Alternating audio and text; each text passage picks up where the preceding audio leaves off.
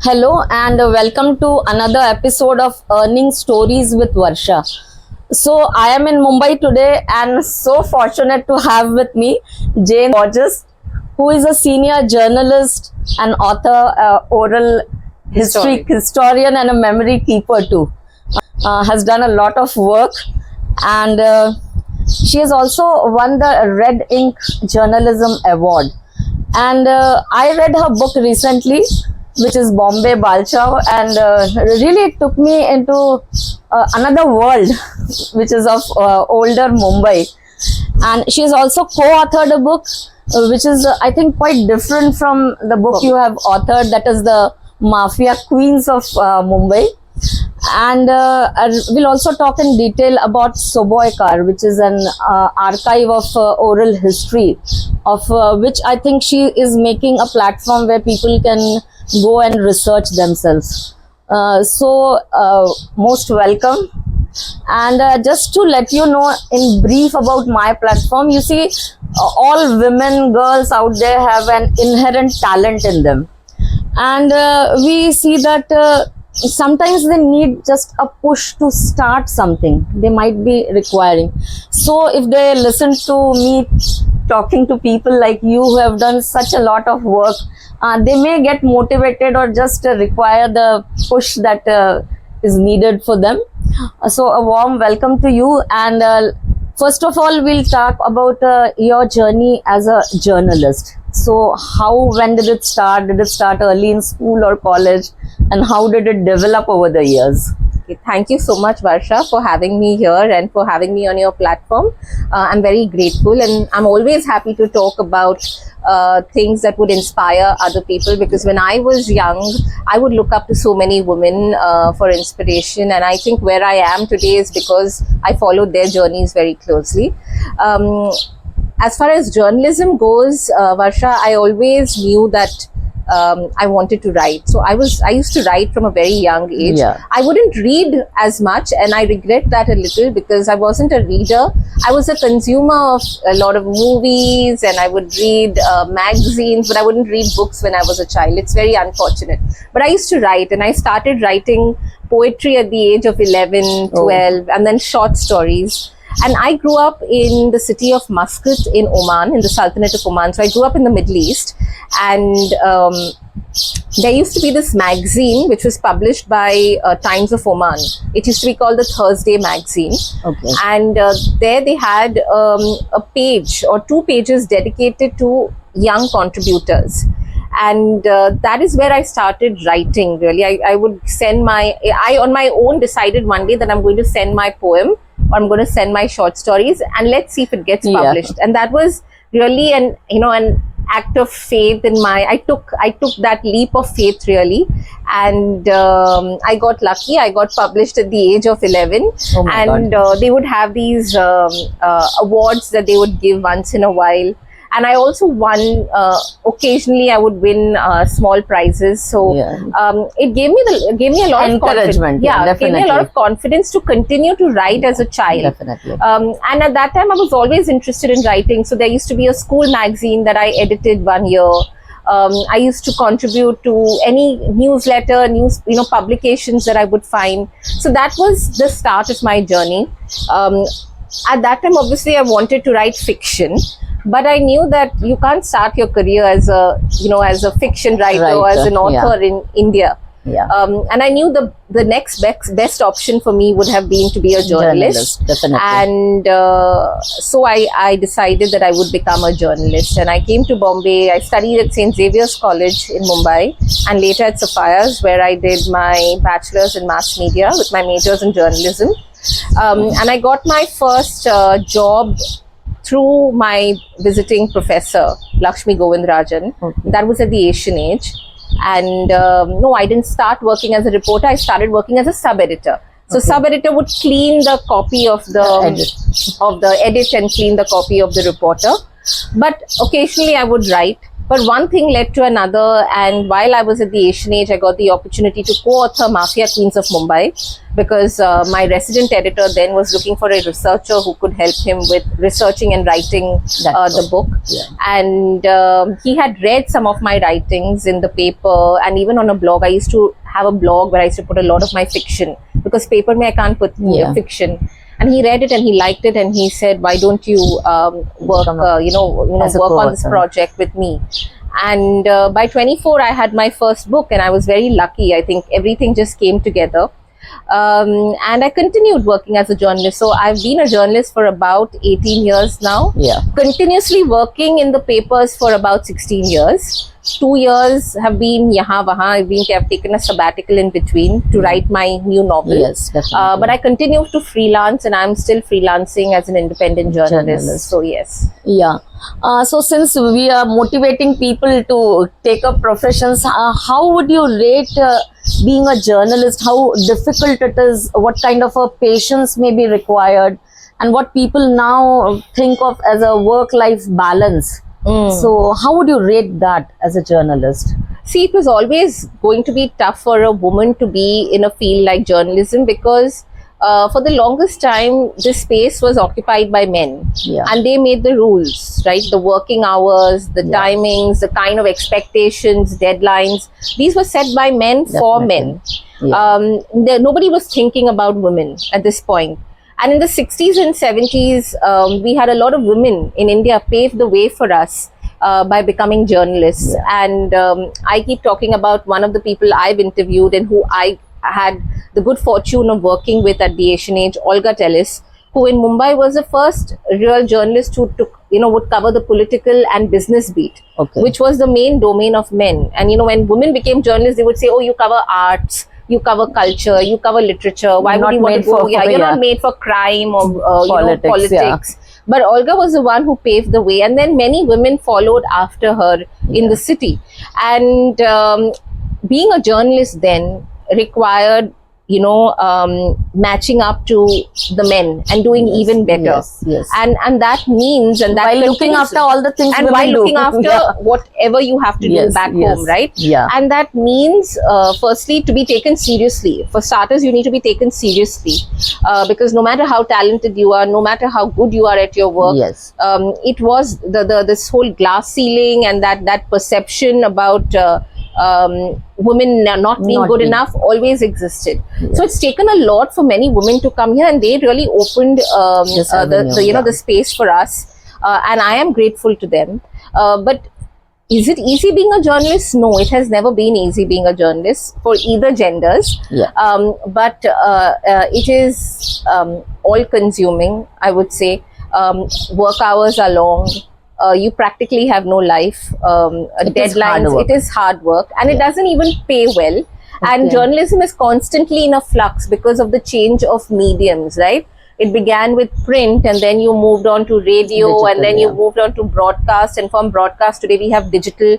And now, because people's attention spans are reducing so much, it's moved to social media, where now long form print journalism is not read with so much intensity as say you must be ready to adapt to so you all the constantly adapt and constantly change, and you have to keep up with the times, and that becomes all the more difficult when you as you get older. But you have to and so journalism is constantly changing, evolving, and one has to keep up with that. Over and above that, the pressures, deadlines, and your life as a woman beyond journalism, right? Even if one is not married like me, one lives with a family, and as the eldest child, one always feels a sense of responsibility. So one can never take away that from a woman.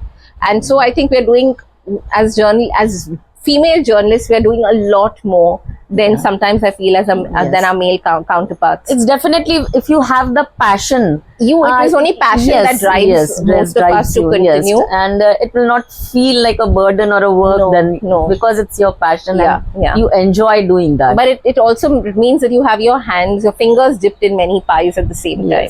You must be ready for that kind of a hard work. One has to be ready for the challenge, and one also has to be willing to understand that journalism is not a money-making business. So if you're here to make money, Yeah. it's possibly the wrong place to be in, because Okay. they pay very little, and I think that's a grouse most journalists continue to have. Yes. But it is a very satisfying job. Yes. You know, For every those time- who have that kind of passion, just go and enjoy Yeah, that. yeah. Yeah. Rather more than enjoy, thinking, learn to work hard. yes. Yeah. Yes. Definitely. Or So be willing to work hard. yeah. So coming to the next part of your life as an author, first I would like to talk to you about you as a co-author. So that was a kind of a very different topic to research on. So I just wanted to know, how did it go about? Did you find people who were willing to help you? Because regarding the male counterpart, the mafia, so a lot of things have been written, have been documented. But talking about a female counterpart is must have required a lot of research too. It did, because there was a very little material available. People were not, definitely. see, when you were thinking about the mafia, you were not thinking about women at that time. It was Yeah. always the men. Yes. So there was very little written about it in papers, in books. I couldn't even find any other book. I think there was one book that had been written in Italy and published in Italy and translated in English, called Mafia Women. Okay. And that was something I read before I started writing this book. Yeah. It was hard to firstly shortlist the names that we had to put together. Research upon, yeah. And there were the names that were familiar and already in the press, but there were names that people had not heard enough about, like someone like Gangubai Kathiawadi. Yeah, I yeah. discovered her via another reporter. Okay. And a lot of this was interestingly not covered by the English press, but it was covered by the regional press, and Okay. most specifically the Urdu press. And because it was more local, Yes, and yes, and yes. so their stories also came from spaces like Paidhuni, Bhindi Bazaar, Muhammad Ali, where they had a lot of reporters had documented stories of these Okay. women, like Janabai Daruwali, Gangubai Kathiawadi, and they were helpful. These Urdu journalists, I remember, he's no more now, the late journalist Suhas Bhivankar, who lived in Girgaon, and I used to go with him around town. It was difficult getting the best information from Suhas, because he was old and he had a memory issue. So he Okay. would keep repeating his sentences, Yeah. every few lines. So I would get the information after 1 hour of having a Few words, conversation with yeah. him, right? But that what information I got was good. He led me to Gangubai. He told me about Gangubai's story. There was Deepak Rao, who is one of the most important. He's like the Bombay encyclopedia, and I keep going to Deepak Rao sir even today. He has a rich archive that, and he's collected all the books and newspaper cuttings and magazines, and he knew a lot about many of these women Okay. and their stories. So I reached out to a lot of people, and then the women themselves, most of the women had passed on by the time I started Yeah, researching about them, but their families, their relatives, their friends, or the informers, They're police still out informers, there. Yeah. they're all there. So I Yeah. remember reaching out to them. Sometimes you didn't get information, so you had to go in disguise and say, you know what, I'm a social worker and I'm doing this Were story. police helpful? And police were helpful, but police would tell me, you're not going to get any information if you're going to say that you're a journalist. So Okay. you'll have to go and tell them that you are somebody else, if you want the stories. And Yeah. and they said, it is only fair because they are doing crime and you're reporting about it. If you want the truth, you're not going to get it as a journalist. So Yeah. I would go and tell them, As a I'm a social worker. Can you tell me your story? And they would tell me their story. Not their story, but the stories of the people they had worked Yeah. with. And that is how I pieced together the book. I wouldn't call it a out and out journalistic exercise, because we took a little liberty with Modifying modifying, reimagining events. Yeah. Maybe peppering it with a little fiction. Yeah. My editor then would call it faction, because it's fact and fiction Both. together. So it's not an out and out journalistic piece Yeah. of work. Yeah. We've taken some liberty here and there, because again, when you have to piece the narrative and you have very little information, Yes. You it have to, becomes very definitely, it yes. becomes very difficult to tell the story. Yeah. So yes, it was an experience I enjoyed. research was hard, and that was I Yeah. gave 2 years to this book. And I remember I was still working at the Asian Age at that time, and my work hours at the Asian Age was 4 to 1 o'clock, 4 to 12. But the rest of the morning, I was busy traveling to the police stations and to Nagpada, Mohammad Ali Road, Kamatipura. Okay. I was always outside. Yeah. But I think when you're younger, you can work harder. And I think that was a great, you know, boost Beginning, a and beginning, great beginning for me beginning to, as a for me as a author. journalist, and Yeah. an author. Yeah, and something about your chapters being put in the movie Gangubai. Yeah, Gangubai, yeah. And was it put in the same way that you had yourself imagined while writing it? No, because the Gangubai we saw, and I saw the photos of Gangubai, Yeah. were very different from the real life, gorgeous, beautiful, petite Yeah, again Gangubai. they have to Yeah, but so do it was, a bit it was of modification. dramatized. It was of Yeah. course dramatized. The book was it. The story has been adapted directly from the film, from the book. Yeah, So it is, and we've been given credit, of course, for that. But it is a dramatized version. There were Yeah. some stories that I think they have done additional research and pieced together the Yeah. stories, Yeah. because we had a very different. We had one part of the narrative Yeah. which they have included, and there's another narrative of the elections, yeah, which we did not add the color to that. I think Rasika Bai, I Yes, I yes. can't remember the lady's Yeah. name, so that was not part of my story. But I think it was a well done film. Yeah. It was a well done film Yeah. for a Bollywood film. yeah. Enough mirch masala. Yeah, and since it was such a kind of sensitive topic, while researching, was at any part of that research, did you ever feel threatened, or did you ever feel ki, why did I take up this research? I did not feel threatened. I did not feel scared. I think I was young and I was reckless. I used to go to Kamatipura without sometimes telling anybody. And I think once my editor yelled at me, Hussein, saying that at least when you're going to Kamatipura, inform someone. Yeah. Because you never know. It's not the place that it used to be notoriously infamous for, but it is good to keep people in the loop. Yes. And back then we had the basic phones. Really, we did not have WhatsApp. Yeah, with and the things kind like of we have questions you preference, might be yeah. asking. And you know, somebody would tell me, "Come here, I will take you there," and I would just go without With an unknown person. Yeah, and so Yes. I was a little reckless, but I was also very intrigued and fascinated by this world.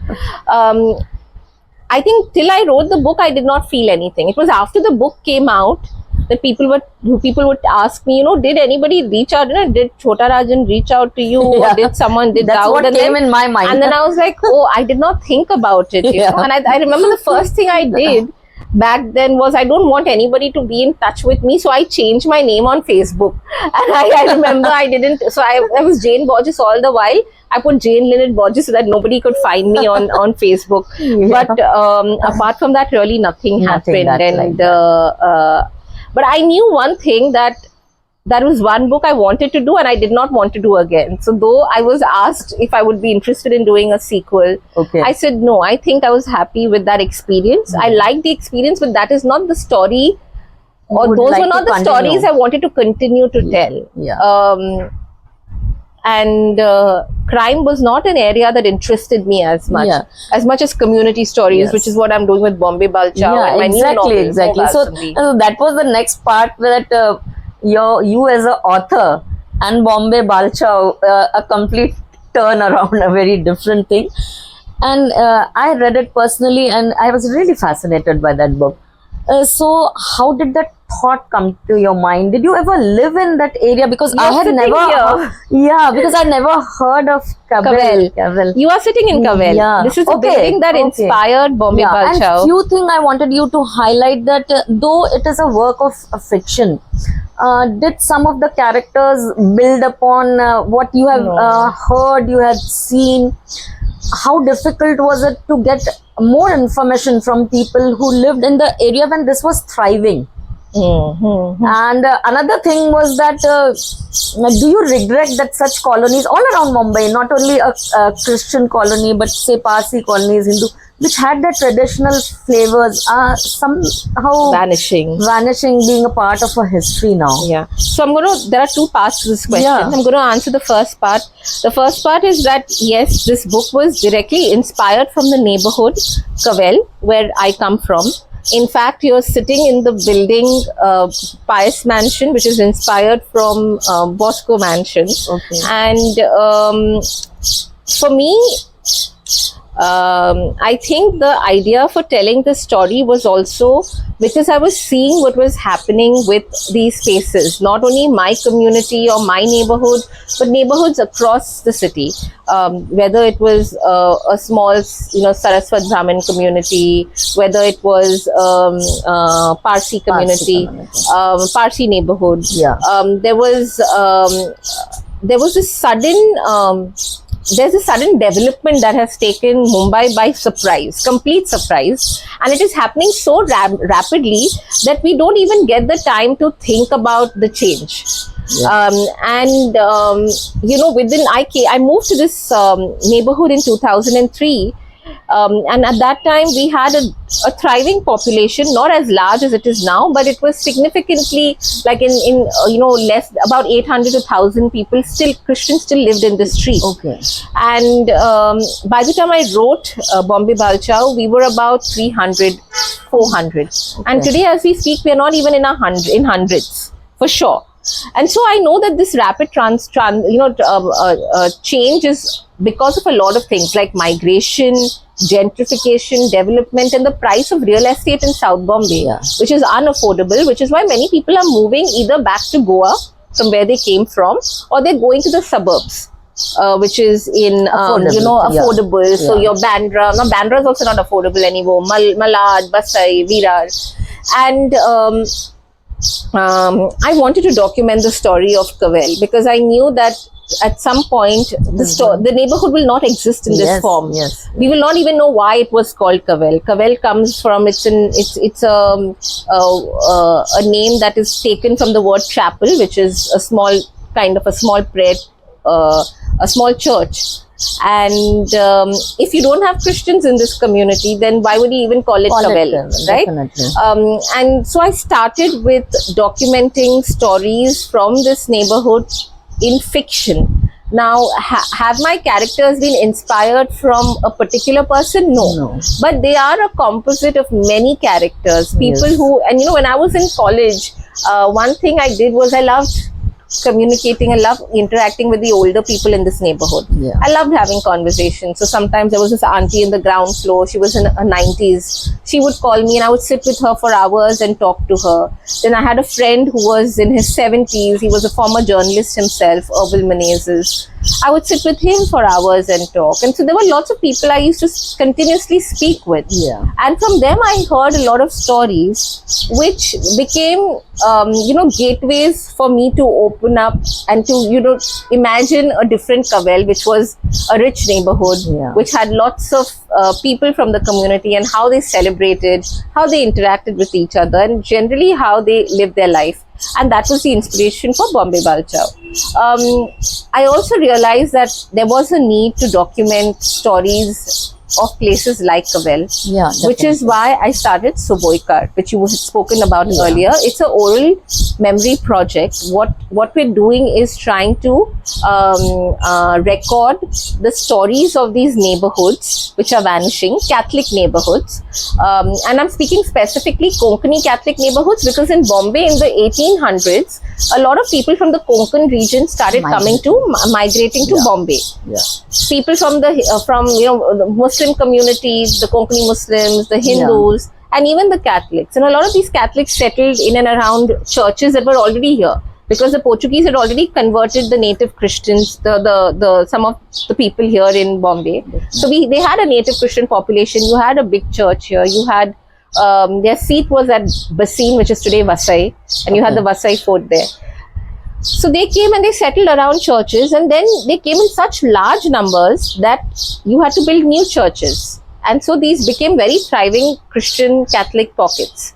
And we had so many of this. In our area only you had 4 of them. You had Sonapur, you had Cavell, you had Dabul and Kotachiwadi within a short distance of 2 kilometers. So you Okay. can imagine so many Catholics, so many churches. Yeah. But by the 1970s and 80s, people started moving to the Gulf, the Middle East. My grandfather moved.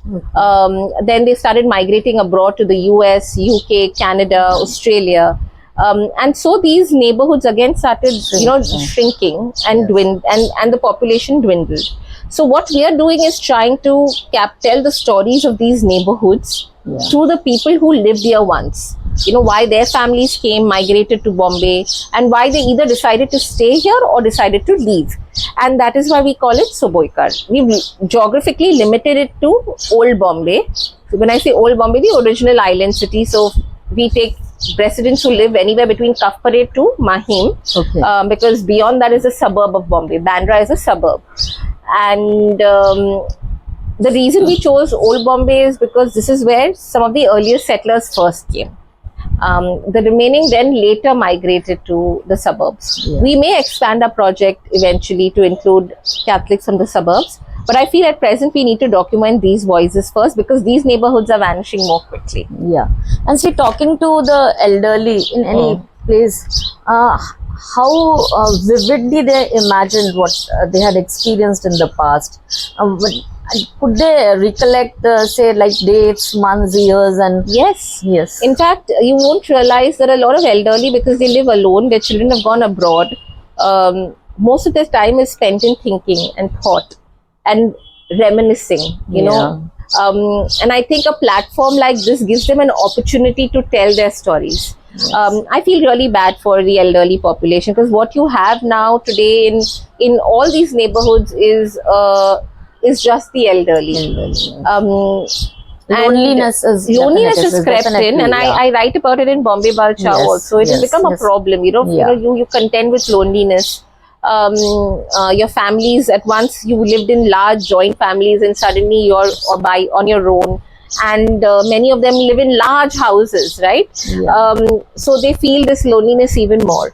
The people I've spoken to have been very forthcoming, and they may not remember exact dates because of memory. Yeah. Time has gone by, but they remember stories, and that is what oral memory is about, right? Yeah. And oral history is about documenting whatever stories you remember. It could not be factual. It could not be specifically date, of something that we want to remember in a history. It could be the story of the day your father gave you a chocolate and made you excited and made you day-to-day the happiest. simple, yes, Small simple. day-to-day things in life. Yeah. And it could be about the larger issues in life as well, like what happened when Bombay got its independence, what happened when the emergency happened or the riots in Bombay, where were you, what did you do. It could be all of those things. Yes. And it could also be about the neighborhood and what it meant to have a friend in the neighborhood, what it meant to pray in the church in the neighborhood. Yeah. So oral history is everything, and that is why I enjoy oral history, because unlike history, it doesn't decide what to record and what not to record. I keep saying this: oral history does not discriminate. It Yes. allows you to tell whatever story you want to tell, even if it's a lie. Tell it, and we will record it. Many of them have had such beautiful stories to share. Sometimes they even tear up remembering, those good times. Definitely. And I think a platform like this gives them an opportunity to relive memories of things that they had forgotten or they never thought anybody would bother asking them about. So did you ever think of getting this in the form of a documentary, this project? At this point, no, because we're still it's an ongoing project, and I don't want to end it till I keep getting more and more people to speak.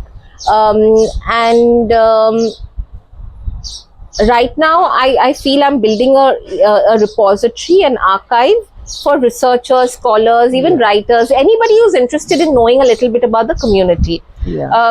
You can reach out to us at Citizens Archive of India. So Soboykar is run in partnership with the Citizens Archive of India, which is also an oral archive.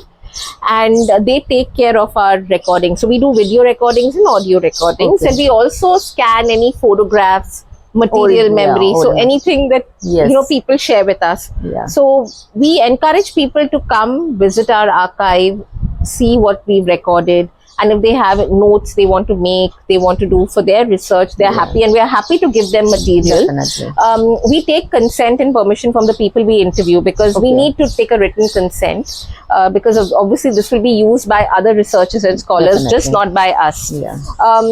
Over and above that, I also do like my new novel, which is called Mog Asundi. It's a Konkani title, but it's an English novel. Yeah. Mog means love, Asundi means in Konkani let it be, and it's a farewell greeting. Instead of goodbye, we say Mog Asundi. That means let love always stay between us. And for that book, I have dipped into a lot of the stories that have been shared with me. When I say dipped into it, doesn't mean that I've lifted their stories directly and put it. I have not. None of my characters are inspired from anybody I have interviewed. Yeah, but Because the I think, flavor you can get because that- it would be unfair, Yeah. because I cannot take somebody's story and then put it into Definitely. fiction. But the way of life, Yes. what it meant to live in a chawl, because many of these families, when they initially came to Bombay, They lived nobody in- lived in a large house. Yeah. They lived in one, in these chawls and one room Single room. homes. And it was a large family. There would be 10 people living in one room. And what did it mean to live in, as today we Yes. crave our space so much. We whine if there's an extra guest in the Yes. house because we want our bedroom. But back then you would have 10-15 people living in one small room. What did it mean to live even in that helping room? out the neighbors. Yeah. And everybody lived like a community. It was like your neighbors were also your family. Yes. So I don't know that story because I didn't live in that Yeah. Bombay, right? I don't experience that. But when I hear their stories about the food they eat, how they celebrated Christmas, how they courted, how they fell in love, how they made friends. All of that flavor I get from my oral history project, and I found a way to put that and weave that into my Story. novel, so that it is closer to something more authentic that existed Yeah. in Bombay. So when are we expecting this book to come out? That book will come out in September, mostly. Yeah. September, October. I'm hoping for September. The book is almost done. I should wrap it up by next month and then give it for edits. Yeah. And then it's my publishers who will take it ahead. Yeah. But it will be out this year for sure. Okay. And is there some kind of is there some sadness that such colonies are now becoming part of a history? Or would you like a government or someone to do something so that not only this community but all the older communities Yeah. like the Parsi, the Hindus, what was the original flavor? We can get a taste of it for a long time. It's unfortunate that city municipalities world over, just not in Mumbai, most municipalities don't think about the need to conserve and preserve community life. Yeah. I have seen places like, give you an example of Athens where I went, and I grew up in Muscat. I'll give you an example of Muscat also. These are very aware communities from the beginning, even the government. So in Athens has a history that dates back. Greek history is really Yes, very old. very old. And some of the old buildings there, historical buildings, what they do is they tear them down if they are old, but they build an exact building Replica, again. The yeah. exact same building comes up, because you have to, every 50 years you have to kind of, you either tear it down and build a tall building, or you tear it down and you build something else. They build the exact same structure, or ensure that they preserve and What was the original? structure in some way. If they cannot if it becomes too expensive to raise it and build another similar Yeah. structure, they ensure that they preserve these structures. So there is a part of Athens where you will see the old remnants of the old city, because it was also bombed in the World War, and a lot of that history was lost. So they have tried to retain as much as they could, and so you will have the new city, which is still not skyscrapers, Yeah. but you will That you will flavor have is you maintained. see the old city of Athens from 600-700 years ago. It takes you back in time. The same with Rome, for instance, Yeah. or with Muscat, where unlike the other Middle East cities like Qatar, Doha, Bahrain and Dubai, which have these tall skyscrapers, glass towers, the Muscat has only small buildings, 2 or 3, 4, 5-story buildings. They only have 3 colors that you're allowed to paint your buildings with, which is white, beige and like a pink. Okay. So that when you go there, and then there is only mountains everywhere. So all of them look like Muscat has never, like, you know, it's never changed only, but it has developed greatly. You know, people still use the best, it has the best roads in the Middle East, best cars, but the city still has its old charm. I feel what our government is doing, unfortunately, in Mumbai, it is changing so drastically. It's becoming like any other city in the world. Yes. So tomorrow, I think in 10 years from now, Mumbai will, of course, we have to be a great metro. We have to be a great city, a forward-looking city. But we have to, you know, you cannot look forward unless you understand your past. I always believe in that, and you cannot even live in the present till you make sense of your past, and cannot move in the to the future. Our government should be preserving our slums, our Koli villages, because that is the history of Bombay, right? Yes. The original Koli villages that existed. To keep instead of, you know, getting rid of the Worli fishing village, you have to find ways to Preserve it. maybe rebuild it and give them better homes, for instance, which is in that structure. Instead of getting rid of Dharavi, retain Dharavi, because it is one of the nerve centers of Bombay's manufacturing industry, really. And to, you know, to get rid of Dharavi and to build towers is going to be such a shame, because Dharavi has existed, has been a cultural phenomenon in all of India. There is no place like Dharavi that exists, and now you will destroy everything that Dharavi represented. The Kumbharwadas, the leather industry, the Tamilians who, you know, and that culture will completely get destroyed because you've decided that you want to get rid of it and build towers. There is so much land elsewhere to build your towers. Why aren't we retaining these pockets? Why aren't we preserving the part, like, you know, fortunately the Dadar Parsi colony is being preserved because they have the their local community has been doing a lot of work there. But it is not sometimes easy, like some communities are not so rich to keep maintaining these structures. So the government needs to revisit its plans and policies so that Mumbai becomes a place that everyone can experience differently. We need a Haji Ali, we need our you know, Kotachi Wadi, and we need our towers as well. So how do we work around it and build a city that is equally rich and also modern? You know, it's traditional as well as modern. That is what our government is perhaps not thinking about. It will be a shame if we lose Dharavi. It will be an embarrassment if we lose our Worli fishing villages, because then what remains of Bombay then? You know. So as an oral historian, can you take efforts in that direction also? So like people, when they come, they have a government and tour of Mumbai Darshan. I do these tours in my area to give to, and I think my book has been a great starting point to create conversations about neighborhoods. But this is the only, I can do it only within my sphere, right? Even with oral history, I'm trying to take the conversations elsewhere, make people aware of communities like ours, which is a minority community. And I keep saying this, that, you know, in a country like ours, which is so rich and diverse, and now people are so attached to their identities, right? It's always become a majority versus minority debate. I think there is little understanding of each other.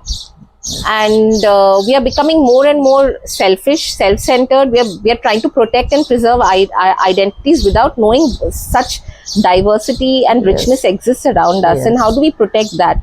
We can only protect that when we become more aware of what is the story of the other person.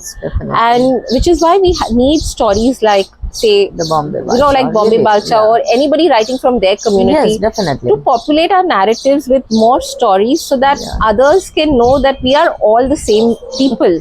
Our stories are same. We just come.